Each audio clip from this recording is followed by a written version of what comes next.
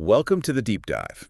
This is where we take the sources you share, your curiosity, and we really, dig deep to pull out the core knowledge. Think of it as getting you up to speed, fast. Exactly.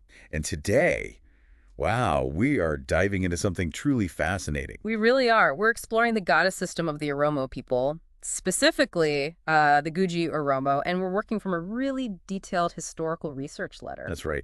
And this letter, it pulls from all sorts of places, published work, unpublished notes, even observations and interviews. Yeah, it's pretty comprehensive. And what makes the goddess system, and especially the Guji version, so interesting is, well, we're talking about an indigenous African system of self-rule. It's sophisticated. It worked for centuries. And the principles, they sound almost modern, don't they? Democratic ideas, peaceful power transitions, this really intricate social structure. Totally. Get ready for some aha moments, I think. Our mission here is to get a real handle on the Guji Oromo Gada system, its core ideas, how it functions, and particularly that power transfer process. How they managed that so smoothly for so long. Okay, let's unpack this. Where do we start? Yeah. The history, maybe. Good place, yeah. To really get the Guji Gada, you need the context. The research letter points back to the 13th century in Ethiopia. Right, powerful kingdoms, sultanates emerging then. Exactly. Then jump ahead to the 16th century, and you see this major Oromo expansion. And that's when the Gada system really comes into its own as, like, a constitutional government. So this is happening during a time of pretty big shifts, resource conflicts in the Horn of Africa. Mm-hmm. And Gada wasn't just social organization, it was military, administrative too. Precisely. It gave them the structure they needed for defense, for managing things as they expanded. But the letter is clear it didn't stay dominant everywhere among the Oromo. Okay. After the 19th century, it started to decline in many areas. Why the difference? Why did it fade some places but stick around in others, like Guji and Borena? Well, the research points to a mix of things, really. Internal stuff and external pressures. Internally, things like it wasn't really a federal system, no strong central government. The big assemblies didn't meet super often, and they were often far from where the political action was shifting. Practical challenges. Yeah, plus you start seeing internal class differences, early state formation kind of competing with Gada, Right. and then externally, you've got colonialism, both European and Ethiopian. Right. You had some Oromo individuals working with those powers, and the spread of Islam and Christianity also, chipped away at the political and military side of Gada in some regions. A classic story, isn't it? Internal changes meet external forces. Yeah. But it's really interesting that the letter stresses the resilience, that in places like Guji and Borena, Gada did persist. Absolutely. It remains central for things like peace building, passing knowledge down, keeping rituals alive, which leads us right to the Guji Oromo themselves. Okay. Their oral history traces them back to a figure named Gujo in Adola. His sons, Uraga, Madi, and Huku, they settled in different areas. And these three are key for the Gada system we're looking at. Exactly. These three divisions, because they were geographically close, they kept operating under one common Gada system. They hold what's called Hagana Sadin. Hagana Sadin. Yeah. So that means the three political powers, these divisions working together. You got it. They form the core of the specific Guji Gada system we're focusing on.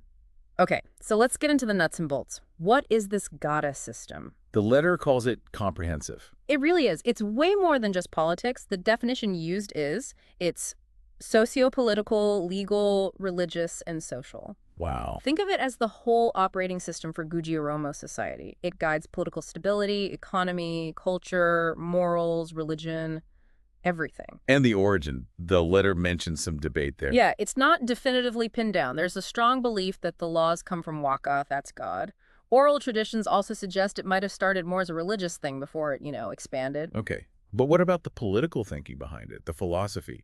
This is fascinating. The letter highlights principles clearly aimed at stopping power from concentrating. Like what? Things like checks and balances, a strict 8-year term limit that's crucial balanced opposition between different groups, power sharing.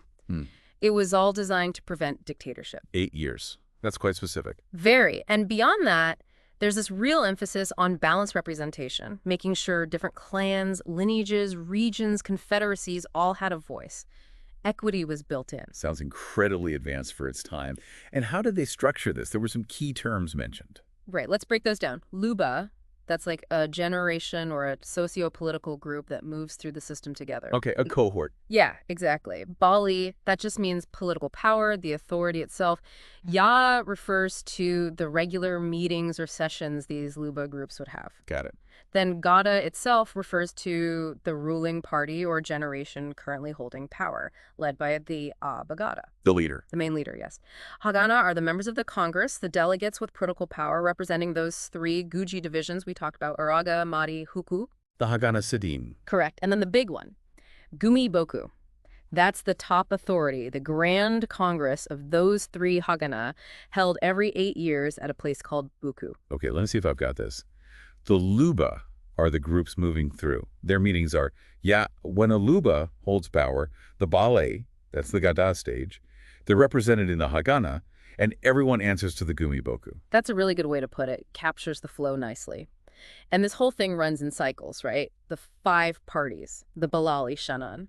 Right, tell me about those. The letter lists 5 Misinsa, that's another word for party, Mudana, Halchisa, Dalaana, Hermufa, and Rubali. Power rotates through these 5 in a set order. A predictable cycle. Exactly. And within the Guji sisters specifically, there's even a ranking among the leaders, the Abagadas. How does that work? It relates back to lineage. Because of how their ancestors settled, the Abagada from the Uraga division is seen as the senior leader, kind of like a president guiding the whole confederacy. Interesting. But it's not just political leadership, is it? There's the Kalu institution. Ah, yes, the religious leaders. Yeah. Crucial. They provide the spiritual guidance within the Wakafana tradition, which is central. And their role in Gada. They're key figures in big ceremonies, initiations, the power handover itself, and something called the Muda ceremony. Uda. Yeah, this happens every 8 years, too. The newly elected Gada officials go to the Kwalu for blessings, for recognition. The Kwalu are seen as, like, the father of the law, God's representative. It adds this deep spiritual legitimacy. So political power needs that spiritual endorsement. Makes sense. And then there's the Ababuku, sometimes called Abba. Right. Yeah. The Ababoku is basically the chief executive. They preside over the parliament, the Gumi, they proclaim the laws, and they're also a key ritual expert when needed. Do they work alone? No, they have support. Yeah. There's a council called Salji, and also retired Gada officials who provide advice, experience. It ensures continuity. And a really important point the letter makes. This isn't about wealth or social class. Not at all. Power isn't concentrated. The letter actually calls it a type of federal governance. Which is amazing, thinking about when this developed. So how did they pick these leaders, the Abagadas? What were they looking for? Several things, according to the letter. Past military success mattered. Oratorical skill, being a good speaker, was huge. Makes sense for leadership? Yeah. Also, perceived mystical qualities, wisdom in settling disputes, deep knowledge of traditions, and critically, showing potential for future leadership. It was a holistic assessment. Okay, so we have this complex system, rotating power, religious roles, specific leadership qualities. How did people actually move through it? The age grades, Hiraya. Right, this is a very structured part, specifically for men. The letter lays out these stages. It starts with Dabali, from birth to about 8. That's passive, just learning social norms. Okay. Then you move through Koradura and Koraduba. Responsibilities increase. Physical training, learning about family duties. Kusa is when formal military training happens. Getting ready. Exactly. Raba and Dori are the key stages for leadership prep. Then the Gada, or Luba stage, around ages 41 to 48, that's when your group holds power. The peak political role. Right. After that, you move into retirement stages. Batu, Yubadikwa, Yubaguda. Here, you become an advisor, using your experience. Passing on wisdom. Mm-hmm. And finally, the most senior stages, Jarsa Guduru and Jarsa Kualalu, it really is a whole life progression. A lifelong curriculum, almost. And how was knowledge passed down? Not just through these stages, right? No, it's broader. Family is key, religious institutions, and the Gada structures themselves. Each stage has learning goals, like Dabli learn myths, songs. Koriduba learn farming, property, customs. By the time you reach the Gada stage, you're expected to have the knowledge needed to lead. Now, something really important, the role of women. The letter tackles this directly. It does. It acknowledges the historical view from some scholars that women couldn't be, say, Abagada or Hayu, those key clan leadership roles. But there's a counterpoint. A strong one. The letter stresses that the wife of the elected Abagada is treated with immense respect, holds a very honored position. Okay. Why the debate about their formal roles then? What reasons are given? It's complex. Cultural factors, socioeconomic reasons, sometimes biological arguments around childbearing. There's also this idea that a married woman might be seen as kisuma or alaga, sort of a guest or non-relative in her husband's clan. I see. And the demands of raising children could have made it practically hard to follow the exact same Gada grade path as men. And this seems crucial. The letter argues the system needs women's participation to be complete. Absolutely. It argues Gada fundamentally requires both men and women involved equally for its integrity. And to ensure their influence and balance things out, women develop their own parallel institution. Siki. CK, so this wasn't separate but intertwined. Exactly. It was a way for women to exert checks and balances, make sure their perspectives were heard, protect their interests. It represented their collective ritual, political, and social power. How did it function? Women were very active through CK, especially during big events like the Gada power transfers. They gave blessings, decorated ceremonies. There's this powerful image of new officials walking under CK sticks held up by women. Wow, that's symbolic. Very. And both Gada and CK uphold Sifu, the Oromo moral code. CK gave women a real platform. The letter even mentions if an Abba Gada died, his wife could step in temporarily until the next election. That really underlines their inherent status, doesn't it? Okay, so Yeah. that image of passing under the Siki, powerful. Let's move to the actual power transfer, the Bali. The letter details the 74th Gumi Boku Assembly. Right, the Gumibuku. As we said, the Supreme Congress for the Guji Confederacy, Uraga Mari Huku, every 8 years at Miibuku. A sacred place. Very. It's made up of 9 representative bodies, the Hagana Saglan from the 3 tribes. This assembly is the ultimate authority, legislative body, Supreme Court. It handles political administration, the power transition, laws, judiciary. Its decisions are final. No appeals. Yeah. And the scale.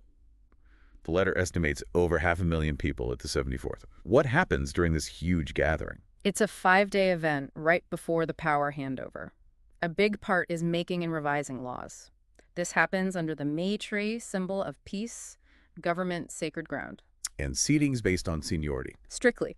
During these days, they review old laws, introduce new ones, hear major legal cases, perform rites of passage, update customary values. It's comprehensive. The logistics must be incredible. How do they manage the arrival of all these different Gada groups? It's highly organized. Members of the ruling Gada, the incoming Duri, the Rabba before them, they all process along 2 specific routes to the central meeting spot, the Agala, Yeah. and the Yubas, the senior advisors. They announce the laws and norms if people arrive. Order is paramount. How so? There are strict rules: how to walk, what to wear, how to hold spears, walking speeds, passing protocols, all enforced by Jaltaba. Think of them as peacekeepers or traditional police. Even seating at the Agala is marked out on day 1 using riga, little teeth cleaning sticks. Everyone knows their place. Incredible structure and ritual. And the lawmaking process. They cover everything: family, administration, crime, personal conduct, environment, inheritance, property, A full legal review. pretty much. Right. And the way they discuss and proclaim laws sounds informal but is very effective. They use these specific phrases, tagais, kofais, koksis, wabatanis, to manage who speaks and prevent interruptions. It keeps things orderly. A managed conversation. Exactly. Once the laws are proclaimed and everyone understands them, the main Abagada gives the word and everyone returns to their temporary camps, the kacha. So after 5 days of intense governance, then comes the actual Bali, the power transfer. Are there rituals leading up to that moment? Yes, definitely. Some start even a year before. Things like mapasa, naming ceremonies, kari bufada, hayoma, these often involve sacrificing cattle at the kacha. A long preparation. And during this time, the Hagana Saglan members engage in cultural activities, traditional songs like We Do and Sirba. The 8-year term officially ends with the Bali ceremony. Can it ever be delayed? Yes, the letter notes it can be postponed if there's a major disaster, natural or man-made, or widespread conflict. There are instances of Abagadas staying longer, but refusing to hand over power otherwise. That's a serious violation of Siarawaka divine law. Okay, so the Balali ceremony itself, what's it like? It's deeply symbolic. A transition marked by feasting, lots of ritual. It's seen as testing the strength and readiness of the incoming Luba, the new group taking charge. How does it start? On the morning of the transfer, the Dori groups, the ones next in line, go to the current Abagada's kacha to receive power. Meanwhile, the new Abagada, often called Abamurti, the judge, arrives at their own clan's area. And the handover itself, the core moment. There's a calling ritual at the outgoing leader's door. The incoming leader calls out Yaorakana 3 times. The outgoing leader responds, invites them in. Then the key act. The Abamuti takes the Baliguchi, a ceremonial ostrich feather, the symbol of authority from the outgoing Abagada, and gives it to the incoming one. But this is a cool transfer. That's the moment. After that, they exchange milk symbolizing peace, purity. Blessings are exchanged. The incoming leader receives 7 Dara ceremonial gifts from the outgoing one. What do the Dara represent? They signify the peace and abundance of the past term and the hope for the same in the next one. Bulls are also sacrificed by both the outgoing and incoming groups. And throughout all this, the Haiyu, the legal experts, make sure everything is done correctly according to tradition. And the letter mentions the 74th specifically. Yes, it marks the transfer from the Dalana Bali, who ruled 2009-2016, to the Harmufa Bali, who took over for 2016-2023. It's just incredibly detailed. So much meaning packed into every step. A truly organized, peaceful transfer. It just highlights the depth of this Guji Oromo Gada system. Absolutely. This deep dive, based on that research letter, it really paints a picture of a highly sophisticated, democratic, indigenous system. Rich history, complex structure with the age grades and power rotation. And the crucial role of women through CK. Exactly. And that remarkable process for peaceful power change, seen in the Gumiaboku and the Balali ceremony, it's a very effective, evolved form of self-government. And like the source says, it's an amazing and exemplary philosophy for self-rule, self-determination, and sustainable development. Really quite something. It truly is. So, wrapping up this deep dive, here's something to think about for you listening. We see this historical success, this intricate organization in the Gada system. What lessons can modern societies maybe learn from indigenous models like this? Particularly when we struggle with peaceful power transitions, with truly inclusive participation. Yeah, makes you wonder. Maybe these ancient systems have more relevance for our world today than we usually think. Something to ponder.